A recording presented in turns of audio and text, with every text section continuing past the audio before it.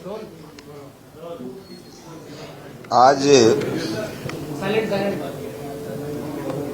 Bharatiya Janata party ने भ्रष्टाचार के विरुद्ध में सचिवालय के घेराव का कार्यक्रम रखा था और तकरीबन 20,000 से अधिक लोगों को बुलाया गया था और इससे भी कहीं अधिक आने का उन्होंने ऐलान किया था। आज जब ये कार्यक्रम हुआ इनका भाजपा का, तो ऊपर से ऊपर 1500 लोगों से ज्यादा इनके पास में भीड़ नहीं जुट पाई और जो मंच के ऊपर मौजूद थे, जो उपस्थित हुए, जिन्होंने अपनी बात रखी, उनमें से एक भी व्यक्ति ने कोई दमदार बात नहीं की, सरकार की योजनाओं के खिलाफ कोई बात नहीं कर पाए, सरकार की योजनाओं में कोई कमी खामी नहीं निकाल पाए और केवल जो पिछले 1.5 साल से राग अल्पा रहे हैं भ्रष्टाचार का, उसी को रिपीट करके अपने कार्यक्रम की इतिश्री की है। प्रमुख बात यह है कि 4-5 महीने चुनाव के रह गए, लेकिन भारतीय जनता पार्टी अपने आप को सरकार के विरोध में किसी भी कार्यक्रम में एक नहीं कर पाई। जो इनका प्रमुख चेहरा है भाजपा का, जो पूर्व मुख्यमंत्री है वसुंधरा राजे जी और पूर्व प्रदेशाध्यक्ष जो उपनेता भी हैं सतीश पूनिया जी, उनका इस कार्यक्रम से दूरी बनाना ये प्रमाणित करता है, ये साबित करता है कि इनके केवल मतभेद नहीं है बल्कि इनके मनभेद हैं। जितने भी वक्ता बोले उसमें एक भी नेता ओबीसी का नहीं था। ओबीसी का राग अल्पाने वाले, ओबीसी की राजनीति करने की बात करने वाले, विश्व को अपने आप की सबसे बड़ी पार्टी बताने वाले, जो 50% से ऊपर ओबीसी है, उनके प्रतिनिधि के तौर के ऊपर एक भी वक्ता वहां पर नहीं था और न वहां पर बोला गया। ये इनकी कलई खोलता है कि ये कितने गहरे पानी में डूबे हुए हैं। दूसरी बात, कर्नाटक से और कर्नाटक की हार से बौखला करके ये आनन फानन में गैर जिम्मेदाराना वक्तव्य दे रहे हैं, सरकार के ऊपर झूठे आरोप लगाने की कुचेष्टा कर रहे हैं और एक तरीके से धमकियां भी दे रहे हैं कि हम देख लेंगे, हमारी सरकार आने वाली है, हम ये कर देंगे, हम वो कर देंगे। मैं इनको कहना चाहता हूं, सबसे पहली बात तो ये 1.5 साल से एक ही राग अल्पा रहे थे कि ईडी आएगी। ईडी आ गई, जांच कर रही है, किसी को कोई तकलीफ नहीं है। अब इनका मुद्दा ही खत्म हो गया।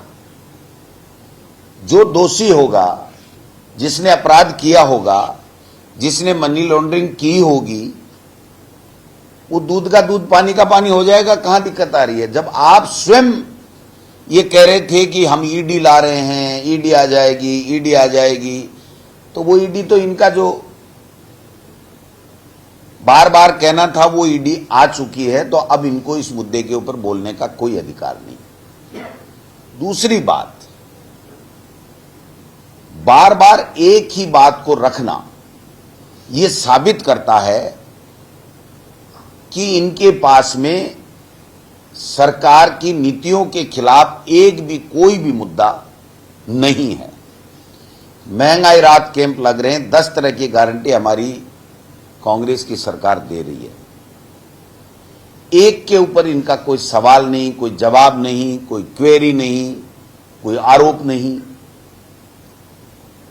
सरकार ने 5 बजट पेश किए, एक बजट के ऊपर इनकी कोई तीखी प्रतिक्रिया नहीं, कोई बजट में कमी नहीं। बजट धरातल पे उतर रहे हैं, योजनाएं लागू हो रही हैं, लोगों को लाभ मिल रहा है, एंटी कमेंसी सरकार के खिलाफ है नहीं। अब इनको चिंता और भय सताने लग गया कि अब चुनाव आ गए, हम किस मुद्दे के ऊपर चुनाव लड़ेंगे, हमारे पास में मुद्दा नहीं है और भारतीय जनता पार्टी के नेता एकजुट नहीं है। मोदी जी के चेहरे के ऊपर ये चुनाव लड़ रहे थे, पहले दिल्ली में लड़ा, फिर अनेक स्टेटों में ये लोग बाग मोदी के चेहरे के ऊपर चुनाव लड़ रहे हैं। अब मोदी जी का चेहरा भी फीका पड़ गया। मोदी जी के चेहरे के ऊपर न पंजाब में चुनाव जीत पाए, न ये कर्नाटक में चुनाव जीत पाए, और अब तो आरएसएस इनका जो सबसे पावरफुल विंग है वो स्पष्ट रूप से कहने लग गया कि अब थोते भाषणों से, मन की बातों से और मोदी जी के चेहरे के ऊपर चुनाव नहीं लड़ा जा सकता। और ये केवल परसेप्शन बनाने का काम कर रहे हैं कि हम राजस्थान में एक ऐसा वातावरण बना दें कि भारतीय जनता पार्टी के लोग सब एक साथ कहने लग जाएं कि राजस्थान में कांग्रेस की सरकार में भ्रष्टाचार हुआ है और इसलिए हमको वोट दे दो, कांग्रेस को वोट मत दो। जनता नहीं कह रही है। जनता में सरकार की योजनाओं से, सरकार की गुड गवर्नेंस से, सरकार के फैसलों से पूरी तरीके से वो लोग कन्विंस हैं, प्रसन्नचित्त हैं, लाभ ले रहे हैं। बट इनको अपनी कुर्सी और सत्ता प्राप्ति का जो लोभ, लालच, मोह है वो इनसे प्रतिदिन झूठ पे झूठ बुलवाया जा रहा है। ये सारे के सारे हरीश चंद्र जी के बेटे बनकर के राजस्थान में प्रदेश की जनता का रोजाना अपमान कर रहे हैं। प्रदेश की जो ब्यूरोक्रेसी बहुत अच्छा काम कर रही है उनको बदनाम करने का काम कर रहे हैं। चाहे नेता हो, चाहे वो ब्यूरोक्रेट्स हो, चाहे वो नीचे स्तर का कर्मचारी हो, चाहे किसी भी पॉलिटिकल पार्टी का कार्यकर्ता हो, हमारी सरकार पारदर्शिता के साथ में जहां भी कोई भी गड़बड़, घोटाला, कोई भी भ्रष्टाचार होने की जब सूचना मिलती है या अपने तंत्र से पता लगाती है और वहां अगर भ्रष्टाचार पाया जाता है, गड़बड़ पाई जाती है, घोटाला पाया जाता है, कोई अपराध घटित होता है तो उसके ऊपर त्वरित एक्शन लेती है। और उसी के कारण से आप देख लीजिए कि सचिवालय में किसी व्यक्ति विशेष ने, किसी लोक सेवक ने बेईमानी की, अपराध किया, चोरी की, उसको आप सब लोगों को बुला करके डीजी और सीएस की मौजूदगी में प्रेस कॉन्फ्रेंस करके ये बताया गया कि यहां पर ये पैसा मिला है और ये हम लोग एसीडी में दे रहे हैं और उसकी जांच करा रहे हैं। जब पेपर लीक में आरपीएससी में एक सदस्य की संलिप्तता पाई गई इन्वेस्टिगेशन में तो उसके खिलाफ भी कार्रवाई की गई, उसको गिरफ्तार किया गया, उसके यहां से बरामदगी की गई। ऐसा उदाहरण आपको केंद्र की मोदी सरकार में कोई नहीं मिलेगा। आपको राजस्थान में पिछले 5 साल और उससे पहले भी वसुंधरा जी की सरकार थी, एक भी केस नहीं मिलेगा। हमने बहुत पिछले 5 साल देखा था। आप बताइए, एक अधिकारी को गिरफ्तार कराने के लिए हम लोग दिल्ली तक गए थे, तब जाकर के एक अधिकारी गिरफ्तार हुआ था। किसी ने कोई इस्तीफा दिया हो तो बताओ, इनके ऊपर आरोप लगे थे। और जो माइनिंग घोटाला था उसमें आप बताइए, अगर वो सही होते तो वो माइनिंग निरस्त क्यों होती? इससे यह साबित होता है कि जो पिछली 5 साल में जो गड़बड़ियां हुई, जो घोटाले हुए, जो भ्रष्टाचार हुआ, कहीं न कहीं भारतीय जनता पार्टी के आज के वर्तमान के नेता प्रत्यक्ष अप्रत्यक्ष रूप से उन अपने ही नेताओं की तरफ अंगुली उठा करके साजिशन उनको पॉलिटिकली टारगेट करके उनके मुद्दे उठा करके और अपने आप को अग्रिम पंक्ति में स्थापित करने का प्रयास कर रहे हैं। उनको मुबारक हो। अगर इनमें से कोई नेता खुले रूप से वसुंधरा जी के किसी भी एक्शन के ऊपर, उनके भ्रष्टाचार के ऊपर, उनके शासन के ऊपर अगर कोई आरोप उठाता है, आरोप लगाता है, कोई प्रश्न उठाता है, तो ये अच्छी बात है। इतने पारदर्शी हो गए कि सीपी जोशी जी प्रदेशाध्यक्ष ये कह रहे हैं कि 2013 से डीओआईटी में घोटाले हो रहे हैं। तो भाई, आपकी केंद्र की सरकार, आपकी एजेंसी है, आप 2013 के कोई तथ्य दीजिए। अगर हमारी सरकार के सामने आप कोई तथ्य रखेंगे तो उनके ऊपर हम लोग जांच करा देंगे। अगर आपके पास और कोई तथ्य वसुंधरा जी के खिलाफ कोई हैं या और किसी के खिलाफ हैं तो आप तथ्य ईडी को दे दीजिए।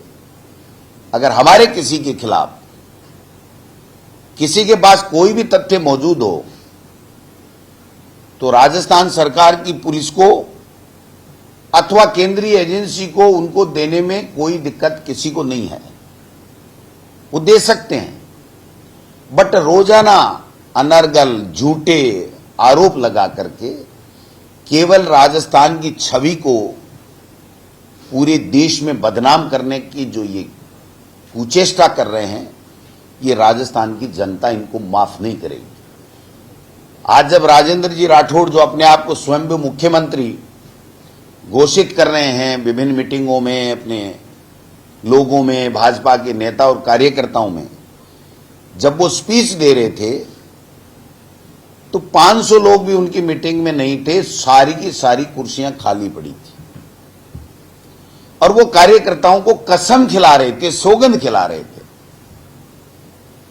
इनकी दुर्गति देखो आप, दुर्गति शब्द बहुत एप्रोप्रिएट है। इनकी दुर्गति देखो कि इनको कार्यकर्ताओं को आने के लिए, उनके झूठे भाषण सुनने के लिए उनको कसम दिलाई जा रही है। इससे बड़ी दुर्गति इनकी कोई हो नहीं सकती। मैं तो ये कहना चाहता हूं कि ये जितना भी परसेप्शन बनाने की चेष्टा कर रहे हैं, इनके पास मुद्दे नहीं हैं, इनके पास हमारी सरकारी योजनाओं में कोई कमी खामी ये निकाल नहीं पा रहे हैं।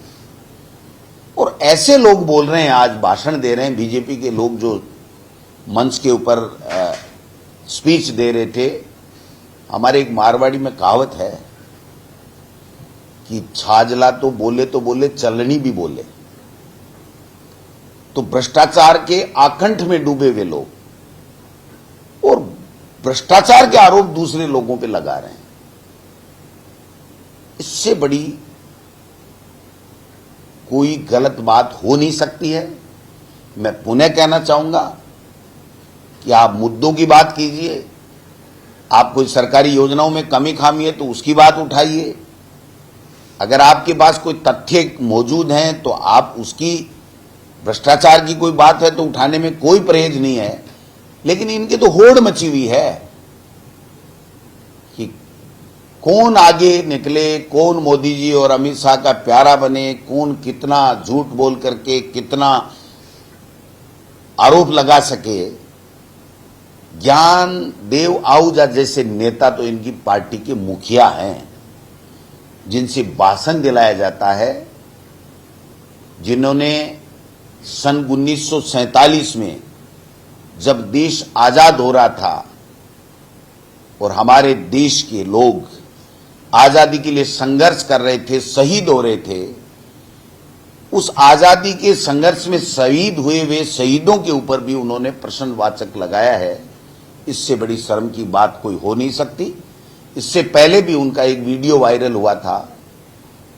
हालांकि वो कोई बहुत बड़े नेता नहीं है, मैं उनका नाम बार बार लूं तो मैं खुद भी संकोच कर रहा हूं कि मैं ऐसे लोगों का क्यों नाम ले रहा हूं। लेकिन आपने देखा होगा कि उन्होंने एक मीटिंग में कहा था कि मैंने हमारे वालों को कहा कि निपटा दो, मार दो, हम आपकी जमानत करा देंगे, एक धार्मिक उन्माद फैलाने की जिस तरह की बयानबाजी उनके द्वारा